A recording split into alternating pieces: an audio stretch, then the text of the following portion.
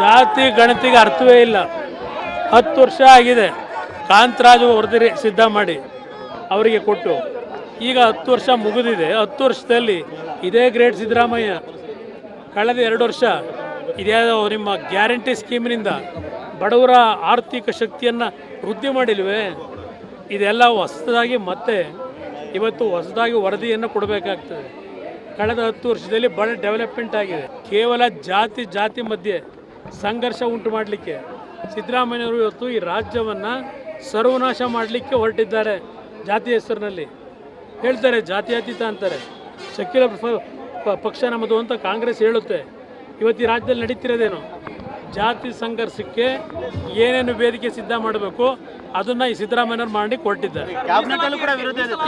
ಈಗ ಇವರು 2 ವರ್ಷ ಆಯ್ತಲ್ಲ, 2 ವರ್ಷದಿಂದ ಯಾತಕ್ಕೆ ಈ ಜಾತಿ ವರದಿಯನ್ನು ಜಾರಿಗೆ ನಿಮ್ಮ ಜಾತಿ ಗಣತಿನ ಜಾರಿಗೆ ತರಲಿಲ್ಲ? ಯಾತಕ್ಕೆ ತರಲಿಲ್ಲ? ಇವತ್ತಲ್ಲೇನೋ ಗುಜರಾತ್ಗೆ ಹೋದರು. ಗುಜರಾತ್ನಲ್ಲಿ ಅವರ ಹೈಕಮಾಂಡ್ ಹೇಳಿದ್ರು ಅದಕ್ಕೆ ಇಲ್ಲಿ ಚೇರ್ ಉಳಿಸ್ಕೋಬೇಕಲ್ಲ. ಆಯ್ತಣ್ಣ, ಚೇರ್ ಉಳಿಸ್ಕೊಳ್ಳೋಕ್ಕೋಸ್ಕರವಾಗಿ ಈ ಡ್ರಾಮಾ ಪ್ರಾರಂಭ ಮಾಡಿದ್ದಾರೆ. ಮೀಸಲಾತಿ ಏರಿಕೆ ಮಾಡಬೇಕು, OBC ಮೀಸಲಾತಿ ಅದು ಏನೇನು ಮಾಡ್ತಾರೆ ನೋಡೋಣಂತೆ.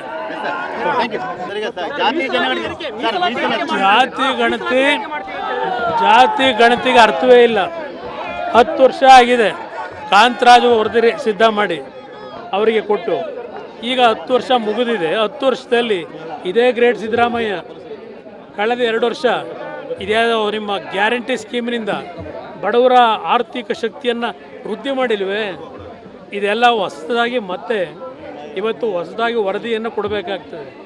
ಕಳೆದ 10 ವರ್ಷದಲ್ಲಿ ಬಹಳ ಡೆವಲಪ್ಮೆಂಟ್ ಆಗಿದೆ. ಕೇವಲ ಜಾತಿ ಮಧ್ಯೆ ಸಂಘರ್ಷ ಉಂಟು ಮಾಡಲಿಕ್ಕೆ ಸಿದ್ದರಾಮಯ್ಯವರು ಇವತ್ತು ಈ ರಾಜ್ಯವನ್ನು ಸರ್ವನಾಶ ಮಾಡಲಿಕ್ಕೆ ಹೊರಟಿದ್ದಾರೆ. ಜಾತಿ ಹೆಸರಿನಲ್ಲಿ ಹೇಳ್ತಾರೆ, ಜಾತ್ಯತೀತ ಅಂತಾರೆ.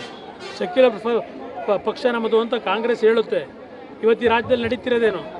ಜಾತಿ ಸಂಘರ್ಷಕ್ಕೆ ಏನೇನು ವೇದಿಕೆ ಸಿದ್ಧ ಮಾಡಬೇಕು ಅದನ್ನು ಈ ಸಿದ್ದರಾಮಯ್ಯವ್ರು ಮಾಡಿ ಕೊಟ್ಟಿದ್ದಾರೆ.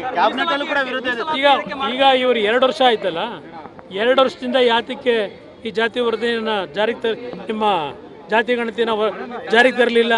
ಯಾತಕ್ಕೆ ತರಲಿಲ್ಲ? ಇವತ್ತಲ್ಲೇನೋ ಗುಜರಾತ್ಗೆ ಹೋದರು.